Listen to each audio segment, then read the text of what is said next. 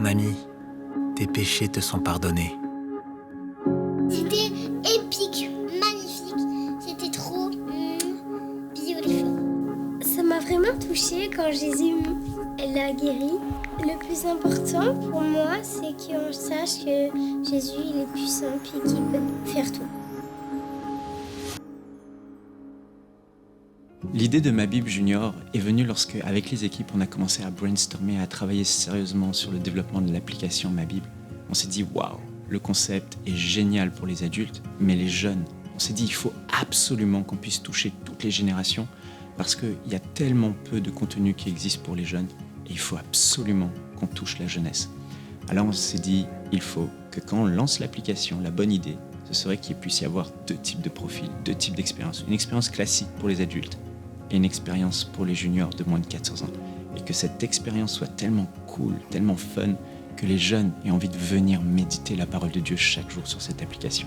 Et c'est ce qu'on a fait, avec un contenu et un design vraiment adapté à leur âge. En 2022, Michael Debo m'a contacté suite à des illustrations que j'ai publiées sur Instagram. Il m'a demandé de les rencontrer. Et avant même notre rencontre, Dieu m'a dit, dis oui à ce qu'il va te demander.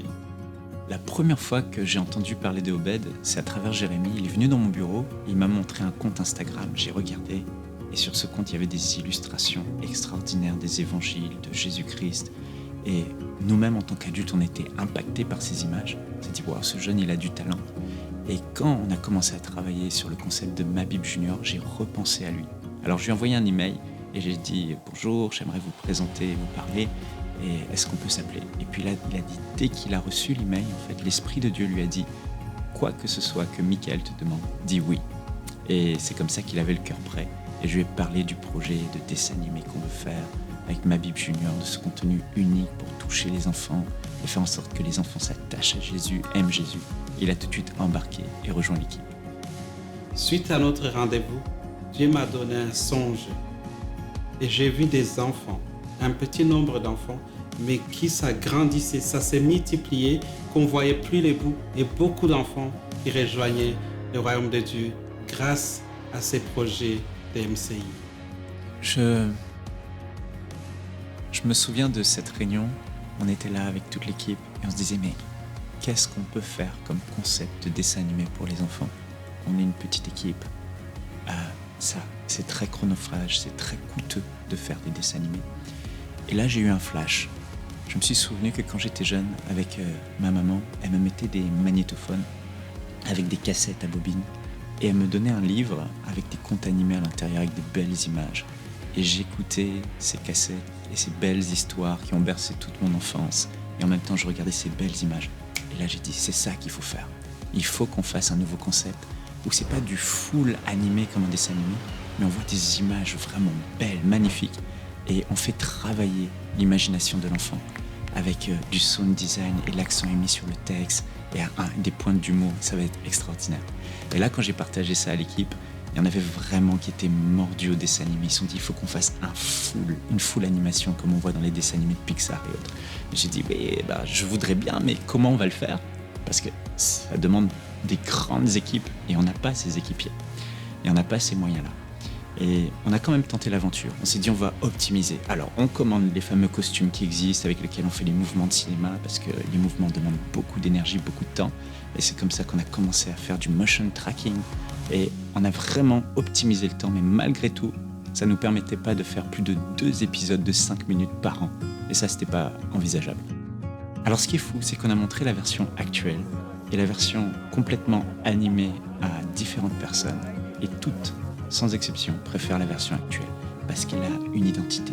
Elle nous permet de nous concentrer sur le texte, sur ce qui est dit. On n'est pas distrait par tout un tas d'animations. Et les images, on peut les travailler, elles sont beaucoup plus belles, avec une emphase vraiment mise sur le sound design. Alors, ce qu'on veut au final, c'est qu'il y ait de l'impact. J'ai eu l'occasion de faire des effets visuels pour Warner Brothers, Disney, comme Maleficent, Dr. Dolittle, King Kong et plusieurs autres. Les projets de Ma Bible Junior, comme Jésus et le paralytique, on m'aurait dit, il y a 1 an, que ça a été fait par 2 artistes, je vous aurais dit que c'est impossible. Juste pour vous mettre en perspective, des émissions comme Pat Patrouille sont faites par des studios qui ont plus de 400 employés. Nous, avec 2 artistes, Obed, un champion en modélisation, Cindy, une championne d'animation 3D, le niveau qu'on a été capable d'atteindre, le niveau visuel, la qualité de l'animation, sincèrement, ce qu'ils ont été capables de faire, pour moi, c'est vraiment impressionnant. J'arrive même pas à m'imaginer qu'est-ce qu'on va être capable de faire avec une plus grosse équipe. Avant de travailler chez MCI pour le projet Ma Bible, j'ai travaillé pour un studio où on avait des contrats avec Warner Brothers et Disney. Mais après m'être convertie en 2020, malgré les bonnes opportunités de travail, où j'ai pu travailler sur Space Jam 2 et Désenchanted, je savais que le Seigneur m'avait conduit à travers mes études pour que je puisse utiliser mes talents pour le servir. Quand je pense à tout le temps que les enfants passent sur les téléphones, à jouer à des jeux ou regarder des dessins animés, je suis très heureux de me dire que bientôt sur ma Bible, on va avoir ce qu'on appelle l'expérience junior. Une expérience interactive, colorée, fun et pleine de jeux qui va aider à la fois les enfants à grandir avec Dieu, mais aussi à connaître la manière dont Jésus intervient dans la vie de tous les jours. Étant adulte, j'ai parfois la nostalgie de jeux et d'histoires que j'ai entendus quand j'étais enfant. Je crois qu'au travers de ma Bible, on est en train de laisser un héritage précieux à ces enfants qui vont s'attacher à la parole de Dieu. J'ai toujours voulu travailler sur des projets pour enfants. En fait, mon rêve, c'était d'un jour travailler pour Pixar. Mais maintenant, mon rêve, c'est vraiment de voir des millions d'enfants touchés, impactés par les projets Ma Bible Junior. Dès maintenant, faites partie des 20 000 partenaires mensuels qui porteront la vision d'EMCI et qui l'amèneront encore plus loin. Pour faire votre don, rendez-vous sur emcitv.com/20 000. Qu'est-ce que je veux pour mon enfant? C'est quoi la vision pour mon enfant? Est-ce que je veux qu'il aime Dieu ou est-ce que je veux qu'il m'aime moi? Et je pense que ça va influencer dans notre façon d'interagir avec notre enfant, parce que si on se dit en tant que parent, moi j'ai envie que mon enfant m'aime, dans le sens je veux maintenir cette relation avec lui à tout prix, on peut tomber dans un style d'éducation ultra permissif où non, je veux le laisser prendre ses choix, etc. Mais si on va à la racine, c'est pas parce qu'on veut que l'enfant soit libre, c'est parce qu'on ne veut pas contrarier notre enfant, peut-être parce que nous-mêmes, on a vécu dans un milieu très légaliste.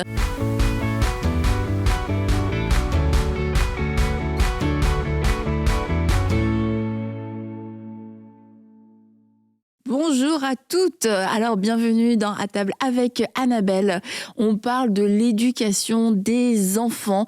Alors, aujourd'hui, on va voir comment on peut avoir une discussion sur la différence entre protéger, surprotéger ses enfants, mais les équiper. Et franchement, c'est à vivre. C'est quelque chose qui n'est pas forcément évident. Ça demande de naviguer parce qu'en plus, les enfants grandissent, les enfants évoluent. Le monde change aussi autour de nous. Les amis changent, les habitudes changent. Et nous, en tant que parents, c'est comme un réapprentissage de tous les jours. Et je sais quelquefois, quand on est maman, on peut se sentir assez seul, isolé dans nos défis, se demander est-ce que moi je fais bien les choses, est-ce que j'ai tout raté, est-ce que mes enfants vont échouer dans la vie parce que j'ai pas su les équiper. Et puis quelquefois aussi en tant que parents chrétiens, on peut être dans une surprotection, complètement isoler nos enfants. Alors il y a tout un débat par rapport à ça. Est-ce qu'il faudrait que nos enfants soient dans un monde 100% chrétien où il y a rien d'autre, etc. Ou alors est-ce qu'il faut les préparer au monde et puis du coup les jeter dans le monde? Écoutez, je pense qu'il y a un équilibre à avoir, une sagesse à avoir.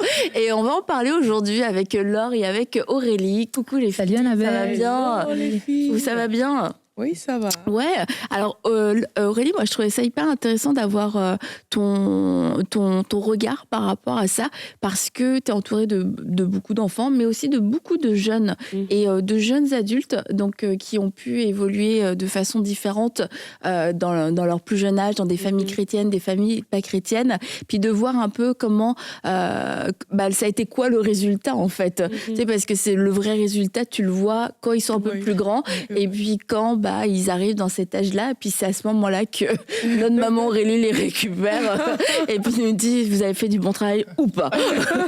Et toi alors tu as deux, donc tu nous l'as dit, tu as deux enfants qui ont 10 et 7. 10 et 7, donc là tu es vraiment toi dans le vif du sujet. Ouais, on verra dans quelques années si qu'est-ce que tu vas me dire. Ouais, là on va voir si tu as bien fait les choses. C'est ça. Mais on va voir, il y a différents types de parents, de parentalité. Franchement, j'ai vu les noms, ça m'a trop fait rire. Je vais vous les dire pour commencer direct, parce que c'est vrai que Il y en avait que je connaissais, mais alors il y en avait, franchement, j'ai découvert. Alors, est-ce que vous aviez déjà entendu parler du parent curling? Jamais. Curling, non, ça vous dit rien. Le parent curling, c'est le parent qui déblaye tout avant le passage de l'enfant pour pouvoir lui faciliter la tâche. Alors, ça a du sens quand tu connais le curling, parce que le curling, c'est un sport où ça consiste à frotter la glace, à balayer la glace avant qu'un gros truc y aille. Je comprends mieux. Tu comprends mieux le curling ou le type de parent? Les deux. Parce que le curling en soi est un mystère aussi. Je m'excuse pour vous qui êtes adeptes du curling, mais franchement, c'est un grand mystère pour moi, ce sport. Donc, il y a le parent tigre. Le parent tigre, non mais moi, j'avais jamais entendu parler de tout ça. Le parent tigre, c'est le parent qui est plus dans la performance et qui va mettre ses enfants dans les cours, dans toutes sortes de choses, des cours de langue, des machins pour l'amener à se développer et à développer un méga gros potentiel. Le rapport, c'est... c'est juste, c'est beau. Ouais, je vois. Le parent méduse, ça c'était le parent permissif. Ouais. Le parent hélicoptère et le parent drone. Bon, il y a une petite nuance entre les deux.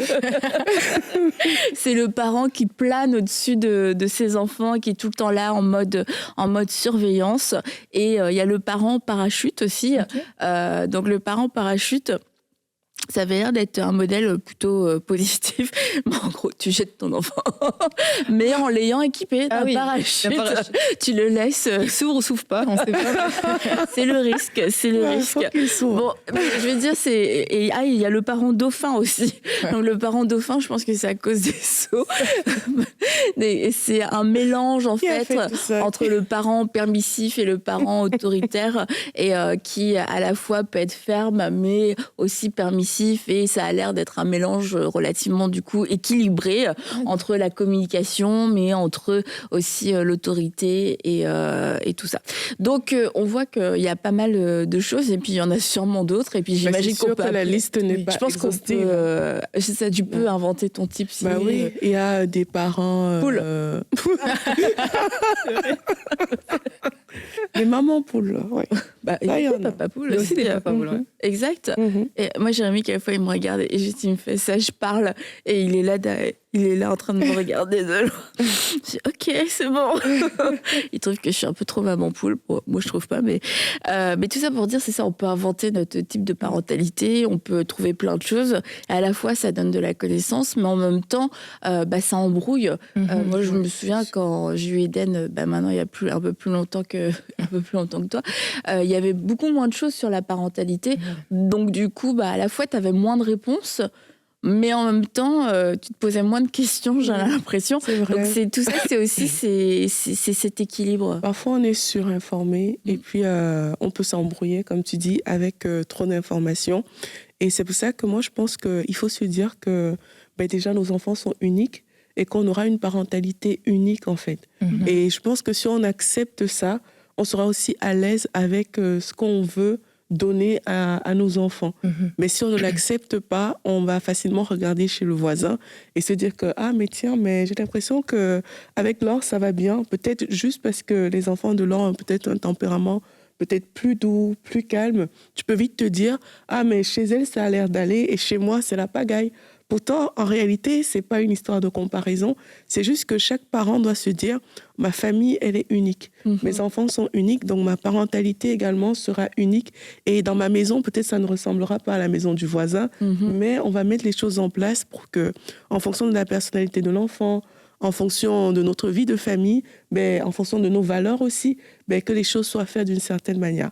Donc, si on accepte déjà l'unicité de la parentalité, moi je pense que ça peut déjà débloquer beaucoup de situations. Et puis nous enlever un certain poids et une pression, parce qu'il n'y a pas un modèle unique, parfait, et en dehors de ce modèle, en fait, t'es dans un échec. Est-ce que toi, tu te reconnaissais dans un de ces modèles? En vrai, dit comme ça, là, pas trop. Non, mais ça serait à regarder. C'est sûr, il y a peut-être des petites choses ici et là, mais j'aime ce que tu dis. C'est vrai que les enfants sont uniques, et aussi en tant que parents, on a été choisis pour ces enfants. À la fin, Dieu nous a tout donné pour les enfants qu'on a, et quand on réalise ça, ça enlève aussi une pression, parce que de te dire, au fin fond, oui, bon, il y a différentes sortes de choses. Mais après, on est en apprentissage aussi. Et ça, c'est la bonne nouvelle quand on est chrétien et quand on a le Saint-Esprit. C'est qu'on peut avoir des informations de partout, effectivement. On pourrait arriver dans la comparaison ou dans le je ne sais quoi. Mais non, mais donc, je réalise, mes enfants sont uniques. Moi, je suis les bons parents pour mes enfants et j'ai le Saint-Esprit avec moi. Donc, le Saint-Esprit va pouvoir m'aider dans les situations pour l'éducation de mes enfants. Et ça, c'est super rassurant, je trouve. Je trouve ça vraiment rassurant. Et même de se dire que, en fait, nos enfants appartiennent premièrement à Dieu avant même de nous appartenir. Oui, on est un peu les gestionnaires par rapport à ce don que Dieu a fait. Et parce qu'ils appartiennent à Dieu, déjà réaliser qu'il y a un avenir et il y a une espérance pour eux. Je le dis parce que l'on parle de surprotéger aujourd'hui. Et quelquefois, on peut penser que parce que c'est nos enfants, on doit aussi aller dans les excès, tu vois, au niveau de la protection. Bien sûr, il faut protéger son enfant, c'est le rôle du parent. Comme la Bible dit, les enfants sont comme une flèche dans la main d'un archer.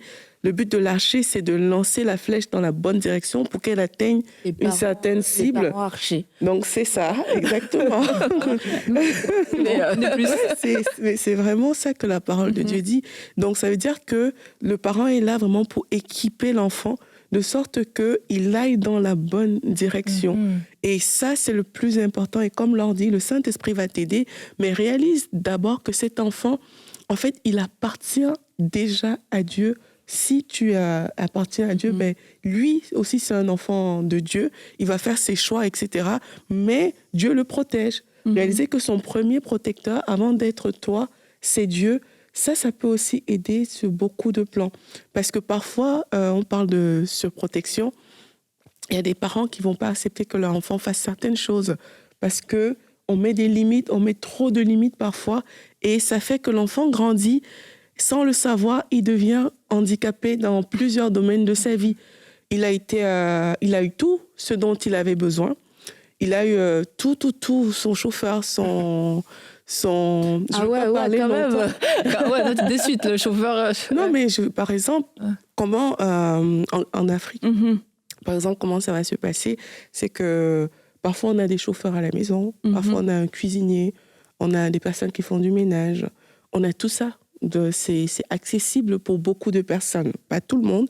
Et puis après, c'est tellement accessible qu'on est dans des maisons, parfois où on grandit et tu as toujours été habitué à ce qu'on te conduise, à ce qu'on te fasse le ménage, à ce qu'on fasse tout. Parce que tes parents, en fait, voulaient te donner le meilleur. C'est pas qu'ils faisaient quelque chose de mal. Tu vois, d'ailleurs, un jour, j'ai entendu Michelle Obama dire qu'elle suppliait les gens qui faisaient le ménage à la Maison-Blanche de ne pas faire le ménage dans la chambre de leur fille. Parce qu'elle savait que la Maison-Blanche, c'est peut-être pour 8 ans, mais après les 8 ans, tu vas vivre ta vie. Tu vas vivre ta vie. Et il faut que quand tu sois dans ta vie à toi, il y a des choses que tu dois savoir faire. Tu vois. Et parfois, on est parents, on se dit, je donne le meilleur à mon enfant. Et on oublie qu'il y a un futur où, quand l'enfant va grandir, peut-être tu ne seras plus là, l'enfant doit prendre des responsabilités par lui-même. Et je crois que c'est important de voir plus loin que juste aujourd'hui aussi, quand on est parent. Ça aide à vraiment bien décider et à replacer les choses dans un certain contexte. Et tu vois, il faut dire aussi qu'on est dans un... il y a tout ce côté un peu pratique de la vie où tu peux surprotéger tes enfants, puis finalement, ils arrivent et ils savent rien faire. Ils savent cuisiner, ils savent pas se débrouiller par eux-mêmes. Ils sont un peu assistés, quoi. Au final, où est le chauffeur? Tu vois, là, le bus qui passe, c'est ton chauffeur. Bonjour, mon beau monsieur, amenez-moi. Mais il y a aussi au niveau de notre foi chrétienne. Et c'est là où je trouve qu'il y a... c'est des questions légitimes en tant que parent aujourd'hui. Le monde est tellement hostile à la foi chrétienne que tu te dis, mais mes enfants vont être exposés à tout un tas de choses. Et peut-être qu'il y avait un certain temps où les enfants y étaient exposés à 15 ans. Donc tu te dis, ils ont quand même une certaine compréhension, on peut leur dire certaines choses. Mais aujourd'hui, il y a des choses auxquelles les enfants vont être exposés dès 3 ans. Et tu te dis, mais comment comment est-ce que je peux expliquer ces choses-là à mes enfants? Comment est-ce que je peux pourquoi est-ce que je dois leur parler aujourd'hui de ces sujets-là? Parce que à l'école, ils sont exposés, parce que sinon, il y a des copains, des copines, ou dans la maison de quelqu'un d'autre, etc. Et du coup, c'est vrai que, moi, je parle pour moi, mais en tant que parent chrétien, à un moment donné, j'ai l'impression qu'on a tous cette envie de dire, je garde mes enfants, je garde mes enfants, ce monde est méchant, ce monde est fou, et puis et je peux pas les envoyer.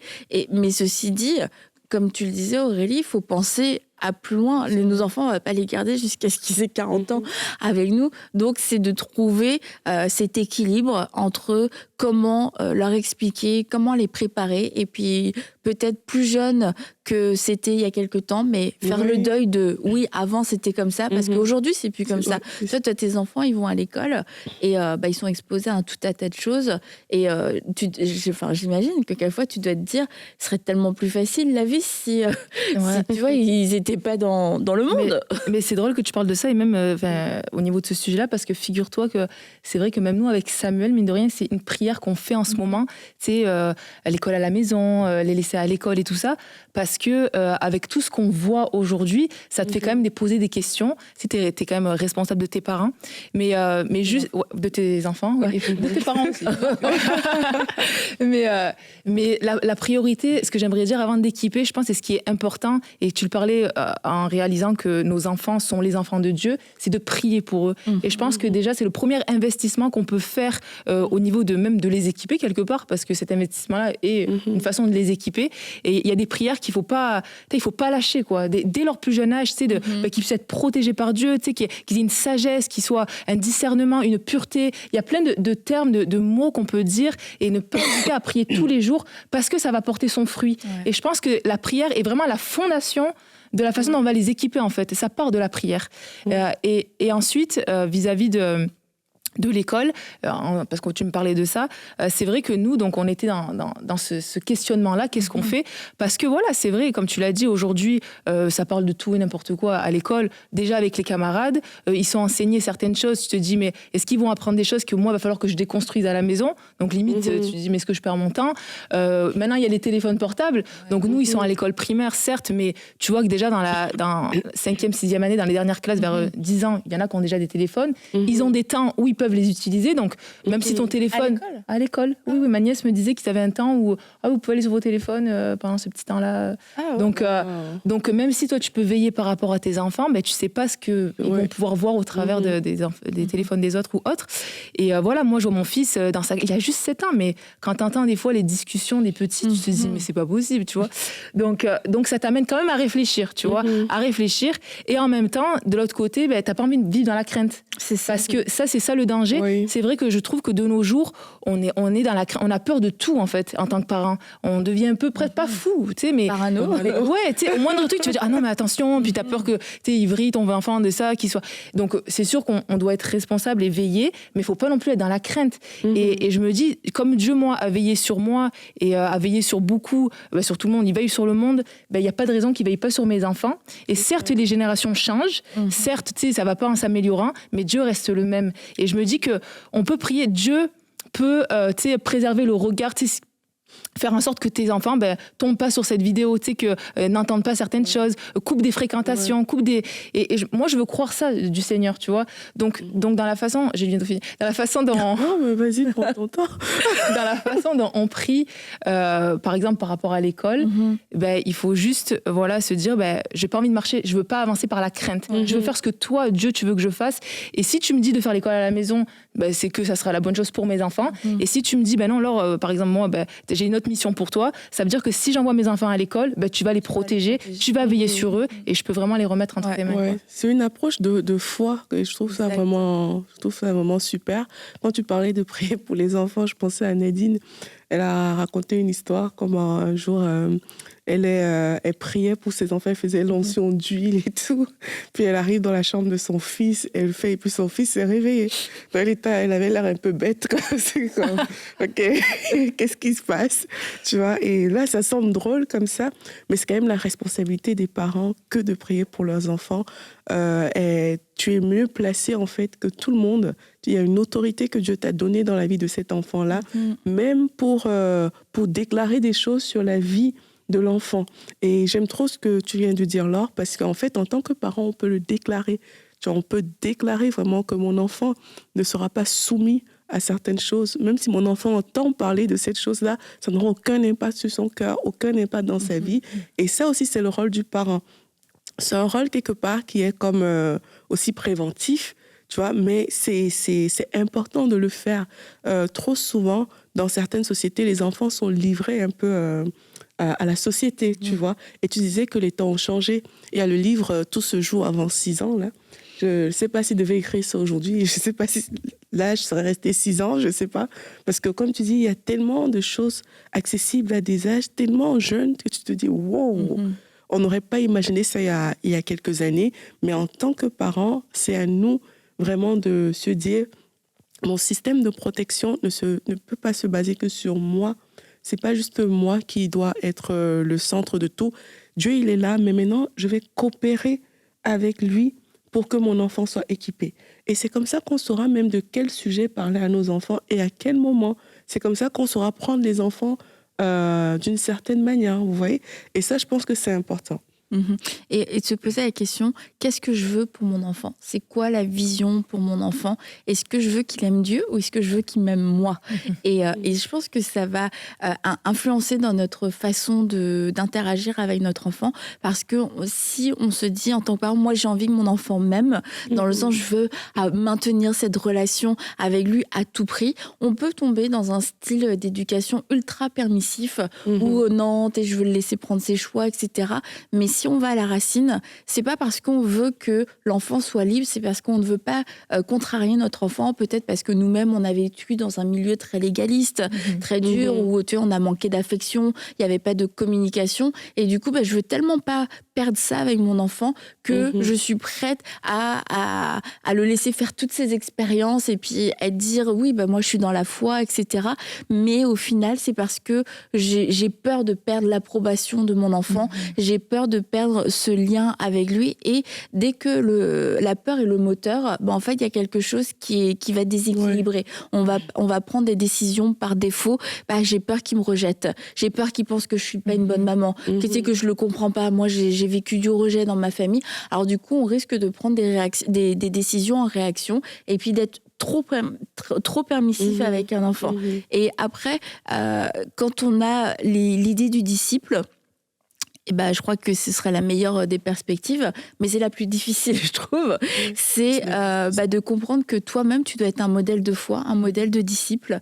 Et la foi, c'est de laisser Dieu agir. Et ça veut dire que Dieu est Dieu, et c'est Dieu qui le fait. Et de comprendre que moi-même, je suis qu'un instrument dans le parcours de mon enfant, et que c'est pas moi, le Saint-Esprit, c'est pas moi qui va contraindre mon enfant à aimer Dieu, et que le fait d'être un disciple, c'est un choix. Et que du coup, mon but, mon aspiration dans la vie, c'est qu'un jour mon enfant prenne la décision de devenir pour lui-même un disciple de Jésus-Christ.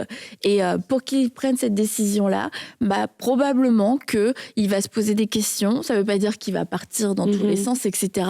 Mais il va se questionner à un moment donné. Il va vouloir peut-être avoir des réponses ailleurs. Et ça va être des moments où, en tant que parent, on peut se sentir insécurisé. On peut se dire, mais est-ce que je suis en train de le perdre? Qu'est-ce que je dois faire? Et c'est là où nous-mêmes, on doit être un disciple de Jésus-Christ et dire, c'est la foi. C'est la foi qui va faire toute la différence. Ma foi en Dieu. Et puis sa foi que mon enfant va développer une foi. Ou alors on peut aussi avoir la vision d'un enfant qui va être chrétien. Un enfant qui va être chrétien, c'est un enfant que du coup on va avoir tendance à éduquer dans la loi, dans tu fais pas. C'est ça, un chrétien. Il développe une vie chrétienne. Il est dans un monde chrétien. Il prend des décisions chrétiennes. Et tu vois, un petit peu comme une fois, tu avais fait un message, Aurélie, sur la connaissance du bien et du mal. Mais en fait, c'était pas suffisant. Tu vois, la connaissance du bien et du mal, tu vis selon un code. bon, tu le rediras toi-même, comme tu l'as dit, parce que c'était vraiment fort. Tu vis un peu comme selon un code de valeurs morales, mais c'est pas motivé par la foi, par l'amour pour Dieu, c'est des valeurs. Tu sais la différence entre le bien et le mal. Puis du coup, tu éduques tes enfants selon ça, le bien et le mal. Tu fais pas. Et puis selon le cœur de l'enfant, il y a des enfants, ils vont complètement se soumettre à ce style de vie, mais il n'y aura pas cet amour pour Dieu, cette crainte de Dieu qui vient d'eux. Puis du coup, ça veut dire que peut-être c'est des enfants, et même en grandissant, ils vont se marier, etc. Pas de vague, mais à 30 ans, 40 ans, t'as quelque chose dans ta vie qui arrive, tu fais une crise d'identité, tu vis une situation, et en fait, t'as pas de racines, parce que tout est basé sur cette connaissance du bien et du mal, et sur la loi. Ou t'as des enfants qui vont vouloir enfreindre les règles, et du coup ils vont prendre un chemin, ils vont fuir la loi, ils vont fuir les règles, et puis c'est des enfants qui nous échappent, et ils ont besoin de vivre autre chose parce que on les a enfermés, et du coup ils fuient la loi. Donc il y en a qui se soumettent à la loi, il y en a qui vont fuir la loi, mais dans ces cas-là, on est, je pense, faut être honnête, en train d'essayer de construire des enfants dans une vie chrétienne, des chrétiens, mais si on a cet objectif de disciple de Jésus, ça va pouvoir nous faire passer à travers des moments de doute, à travers des moments de vide un petit peu aussi, mais d'avoir cette perspective à long terme. J'aime beaucoup ce que tu dis quand tu dis qu'on doit être des exemples nous-mêmes pour nos enfants, parce que les enfants reproduisent des schémas qu'ils ont vus, et peut-être ils sont trop petits aujourd'hui pour le reproduire, mais eux-mêmes, demain, ils vont se marier, ils auront une vie, et ils risquent de reproduire certaines choses. C'est pour ça que oui, il faut absolument qu'on soit ces personnes-là qui sont les premiers exemples et les premiers modèles. Et pour ça, ça implique de ne pas juste vivre centré sur soi-même, mais vraiment de réaliser que ton enfant va répéter certaines choses que tu vas faire. Et parce que tu sais que ton enfant va le faire, tu as intérêt à prendre des bons plis, en fait. Tu as intérêt à manifester cette vie de disciple dont tu es en train de parler. Et c'est sûr que si on est juste dans la contrainte et qu'on n'écoute jamais un enfant, on lui dit juste c'est ce que tu dois faire, etc. Ça aussi, c'est quelque chose qui vraiment, c'est handicapant. Absolument. C'est handicapant parce que moi, je sais que dans plusieurs contextes, il y a des personnes qui... beaucoup d'enfants, j'ai même envie de dire une génération a grandi vraiment avec « ne fais pas ci, ne fais pas ça ». On ne leur a jamais donné les explications du pourquoi. On avait juste dit « ça c'est bon, ça c'est pas bon ». Et on te corrige si tu fais quelque chose de pas bon, et on te récompense si tu fais quelque chose de bon. Du coup, beaucoup ont grandi dans ce système-là, et sont incapables d'expliquer à leurs propres enfants pourquoi on fait des choses comme ça. Voilà, c'est comme ça. Tu vois, et c'est important si peut-être il y a des parents qui nous écoutent aujourd'hui qui ont grandi comme ça, de réaliser en fait que c'est pas juste comme ça. Tu reprends tout à zéro. Alors qu'est-ce que je t'ai dit? Tu reviens. C'est pas juste comme ça. Il y a des raisons derrière chaque chose. Maintenant, pour ce qui nous concerne, comme tu disais, Annabelle, notre raison à nous, c'est pas juste c'est bien, c'est mal. Notre raison à nous est basée sur le fait que Jésus-Christ est notre Seigneur et il est notre Sauveur, et qu'il a des réponses pour chaque chose par lesquelles on passe et par lesquelles on peut... des choses qu'on peut traverser.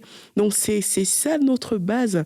Et même quand tu vas faire ça, moi, je crois, je me rappelle, je vais faire une parenthèse, quand j'étais en Belgique, à un moment, j'ai habité avec une dame et ses enfants. Et tout ce que son enfant lui demandait, elle était toujours en train de pouvoir donner. Mais c'était un petit enfant, il était trop mignon d'ailleurs. Et un jour, je lui ai dit, mais là, tu m'as dit que tu voulais les enseigner la foi. Pourquoi tu ne lui demandes pas un peu de demander à Dieu quand il te demande un truc, juste pour voir comment lui, il va réagir? Et elle était comme, ah bon, on peut faire ça? Tu vois, elle était étonnée. Parce que si on ne t'a jamais appris ce genre de choses, mais naturellement, elle répétait certainement le schéma de ses parents qui comblait à tous leurs besoins. Mais il faut savoir, comme tu as dit, Annabelle, qu'est-ce que je veux? Je veux que mon enfant soit un disciple. OK. Qu'est-ce qu'on fait? Et il ne faut pas penser que ça va commencer quand il va apprendre à parler, quand il va marcher, quand il va entrer à l'école. Ça commence quand tu l'accouches. Même dans le ventre. Oui, voilà. Ouais. Ça commence quand il est conçu. Voilà. Ça commence parce que quand les gens à la crèche, tu ne sais pas ce qu'on dit là-bas, Tu ne connais pas les parents qui viennent déposer leurs enfants, les semences qui sont semées là-bas, tu ne connais pas en fait. Et c'est tellement tôt, comme on disait tout à l'heure, que toi, tu ne peux pas te permettre d'attendre. Tu vois, il faut se dire, mon enfant, ce n'est pas juste le bien, le mal, tout ça. C'est vraiment Jésus que je dois montrer à mon enfant. Et comment Jésus se comporterait s'il y a un conflit? Comment Jésus ferait s'il y a des situations difficiles? Comment ça se passerait? Et c'est comme ça qu'avec le niveau de l'enfant, on peut commencer à introduire certaines choses, mais pour qu'il voit qu'il y a plus grand que lui. Un jour, on a reçu Chris Talingano à Bonjour chez vous. Et moi, ça me faisait drôle parce qu'il disait que nous, on a grandi avec Jésus. Tu vois, c'était comme si vraiment Jésus était partie entière de leur famille. Nous, on a grandi avec Jésus. On savait qu'on pouvait lui parler, lui demander des choses. Il était là. Tu vois, mais c'est une éducation que ses parents ont donnée et je pense que ça vaut la peine de reproduire ce type-là. C'est sûr. Ouais, et tu vois, donc tu parlais au début de le fait d'être un exemple en tant que parent. Et c'est vrai que, comme on le dit, les enfants vont plus copier ce que tu fais que ce que tu dis. Donc effectivement, ça c'est une prise de conscience qu'il faut prendre. Et ce qui va aider aussi, je pense, c'est vraiment la communication. Et donc de vraiment avoir une relation ouverte avec les enfants où ils sentent qu'ils sont dans une famille où, comme tu l'as aussi dit, c'est pas juste fais ci, fais pas ça, fais pas ci, mais il y a vraiment un dialogue qui se crée, il y a vraiment une liberté, il y a une transparence, il n'y a pas de sujet tabou, on peut parler de tout, au point que voilà, tu es même content d'aller parler avec tes parents, de poser des questions. Et c'est vrai que quand ils sont jeunes, moi mes enfants sont jeunes par exemple, et c'est pas, ils vont pas forcément toujours parler, quoi, tu vois. Donc il faut créer des fois ces moments de communication parce que voilà, ils sont toujours en train de jouer, ils font autre chose ou voilà, ils n'ont pas forcément envie de parler. Donc moi, je sais que par exemple, quand je vais les chercher à l'école, déjà, je commence avec... c'est comme si ça ouvre des discussions. Alors, c'était comment votre journée? Bien. Ah, ok. Voilà. Mais tu vois, on commence pour la suite de la soirée. Je sais qu'on ouvre la discussion, je pose un petit peu des questions. Et après, voilà, ça va être au temps du repas. On va manger en famille. Puis là, alors, c'était comment? Puis là, ça s'ouvre un peu plus. Et finalement, tu réalises que c'est des moments super importants parce qu'il y a des choses qui sont dites qu'ils n'auraient peut-être pas pris le temps de nous dire d'eux-mêmes.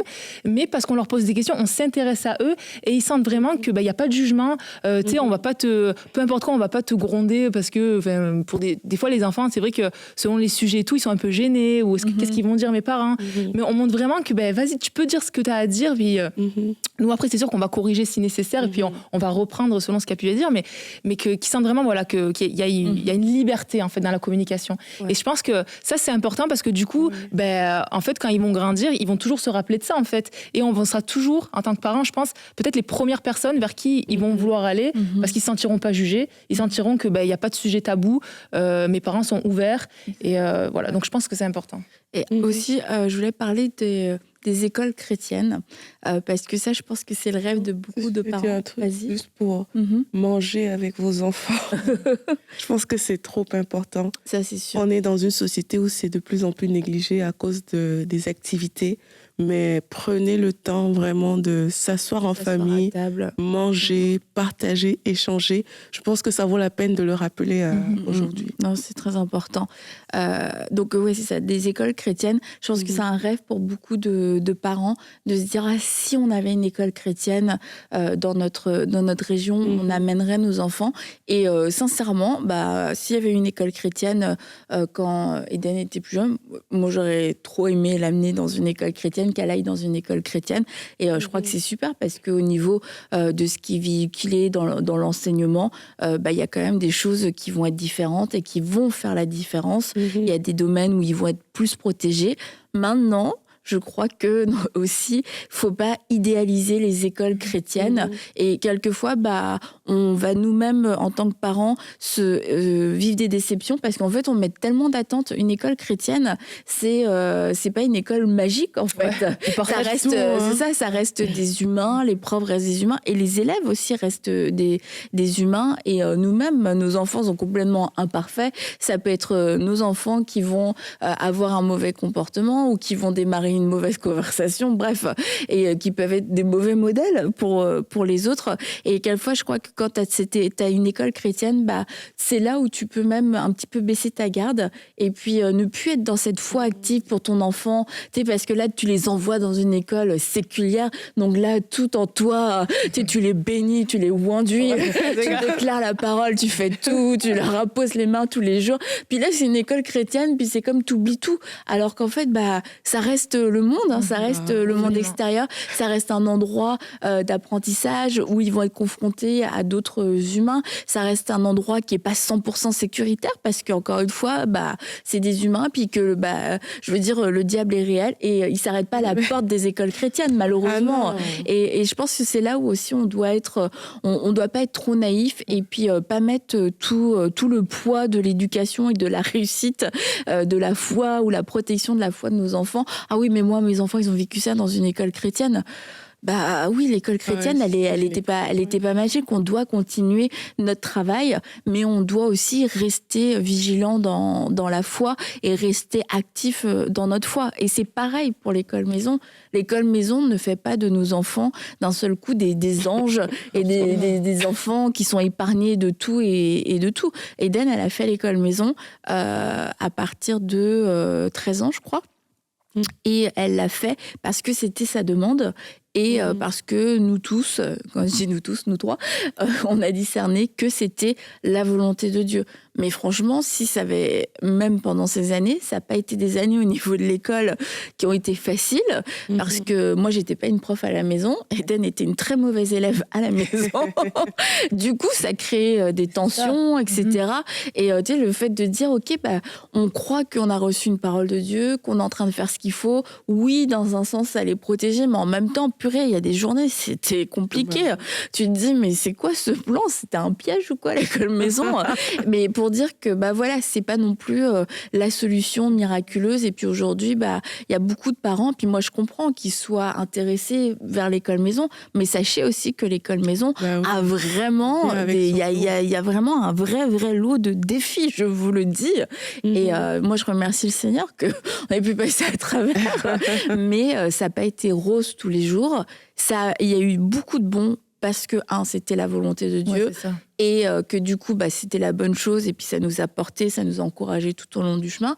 Mais il y a eu des choses, je veux dire, par lesquelles on est passé, et tu vois, je me serais dit, on passera pas par là, puisqu'il a fait l'école maison, et pourtant, on les a vécues.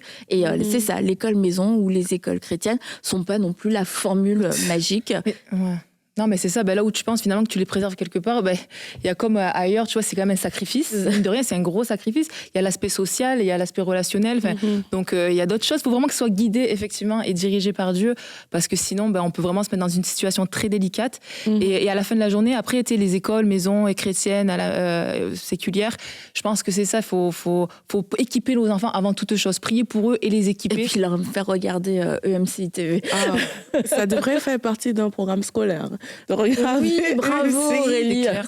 Regardez EMCI. Moi, j'ai fait 2 universités catholiques, mais il n'y avait rien de catholique. Je sais, moi aussi. Juste le nom, finalement. Oui, parfois parfois, c'est ça. Et on parle d'éduquer les enfants, mais c'est bien de les exposer, en fait. De les exposer à des contenus qui vont les édifier, qui vont les bénir.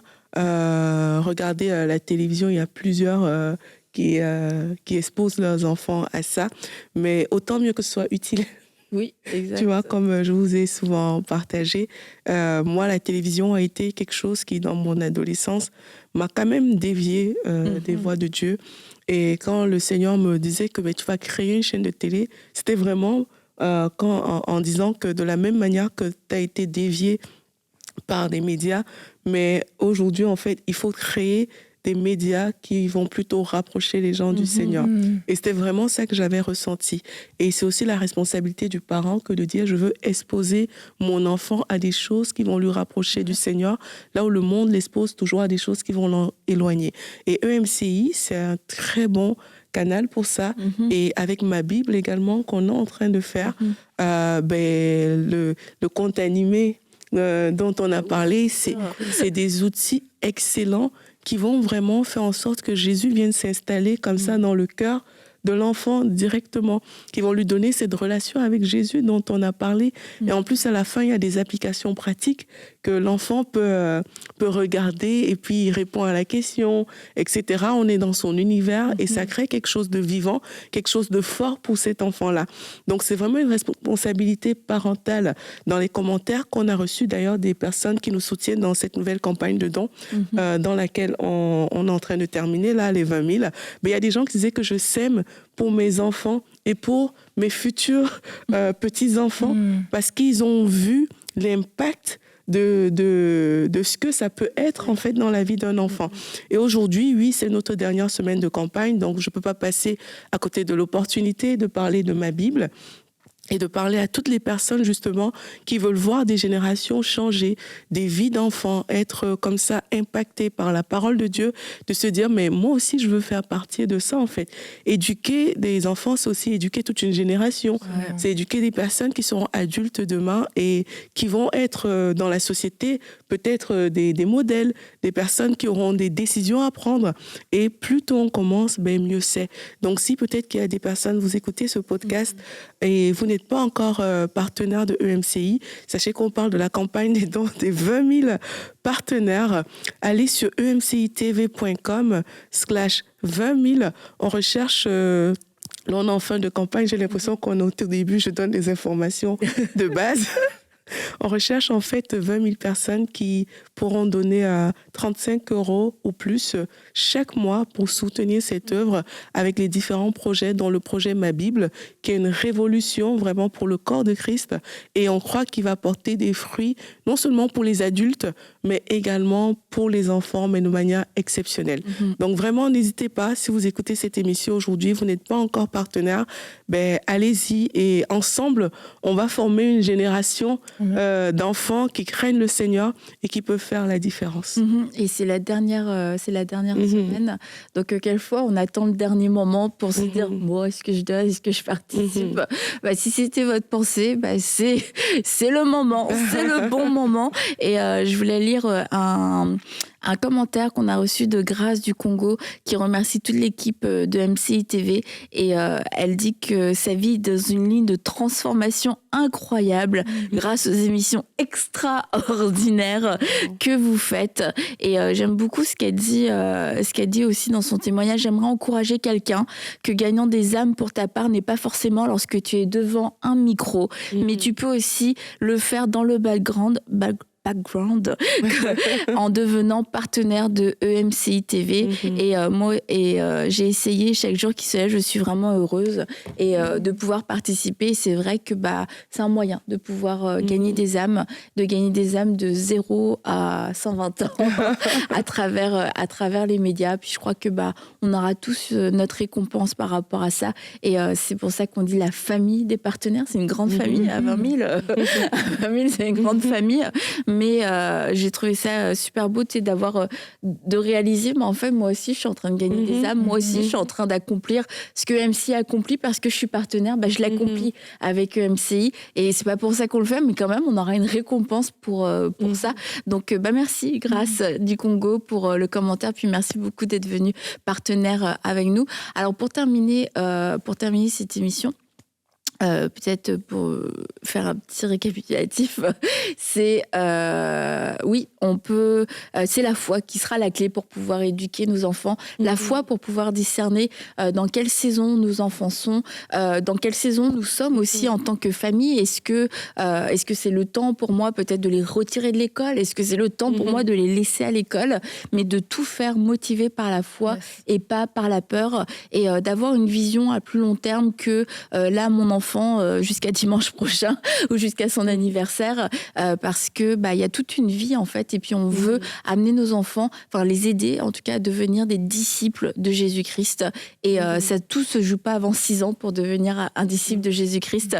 Il y a toute une vie que notre enfant a à vivre, et quelquefois on le dit, les journées sont longues, et c'est vrai qu'en tant que maman, quelquefois on voit un petit peu à court terme parce que il y a des choses qui peuvent être lourdes dans le quotidien, mais se rappeler, non, je veux voir à long terme et je veux que ma fille, que mon fils devienne un disciple de Jésus-Christ, et que moi-même je sois un disciple dans ma maison, et de capitaliser vraiment sur les temps que nous on va passer avec nos enfants, de capitaliser sur le temps que nos enfants vont passer à la maison, que ce soit en les exposant à la parole de Dieu, en leur lisant la Bible, en passant des temps de prière avec eux, qui nous voient prier, qui nous voient demander des choses à Dieu, qui voient Dieu nous répondre en leur mettant, en les collant devant EMCI. T'es obligé de regarder EMCI. Il y a des enfants, ils regardaient toutes sortes d'émissions. Hein. Ils nous connaissent. Hein. Ils connaissent Bonjour chez vous, ils connaissent Atta, ils connaissent Jérémy. C'est trop drôle. Et c'est ça, de faire confiance à Dieu, que peu importe là où là où en sont nos enfants aujourd'hui, que aussi nos prières sont efficaces en tant que parents, en tant que maman particulièrement, pour pouvoir venir récupérer nos enfants là où ils sont sur le chemin aujourd'hui. Donc merci beaucoup les filles, merci les mamans dauphins, curling, etc. À bientôt, on se voit vendredi, bye bye.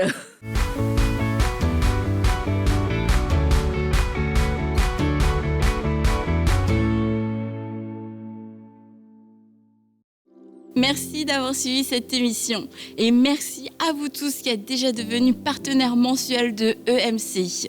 Et vous savez, il y a des personnes qui ont eu leur vie transformée au cours de la dernière année, dont Sydney de France, qui a été baptisé du Saint-Esprit à travers une des émissions et qui a vu aussi sa famille être transformée alors qu'ils étaient passés par des moments extrêmement difficiles. Et je crois qu'il y a plusieurs Sydney encore dans la francophonie qui ont besoin d'entendre l'évangile, qui ont besoin d'entendre ce message de restauration des familles. Et alors qu'on peut enseigner et partager la parole, eh bien ce sont des familles entières qui sont restaurées, des enfants qui sont sauvés, qui sont guéris, des couples qui sont restaurés. Et je vous encourage à faire partie des 20 000 partenaires mensuels afin de pouvoir contribuer à ce réveil, mais aussi à cette restauration dans les familles, parce que nous savons que les familles sont extrêmement combattues par l'ennemi dans le temps dans lequel nous sommes en train de vivre. Et nous croyons que la parole de Dieu a la puissance de pouvoir restaurer un couple, a la puissance de pouvoir restaurer aussi une famille. Alors merci à vous tous de participer à cette grande mission en rejoignant les 20 000 partenaires mensuels de EMCI. Dès maintenant, faites partie des 20 000 partenaires mensuels qui porteront la vision de EMCI et qui l'amèneront encore plus loin. Pour faire votre don, rendez-vous sur emcitv.com/20 000.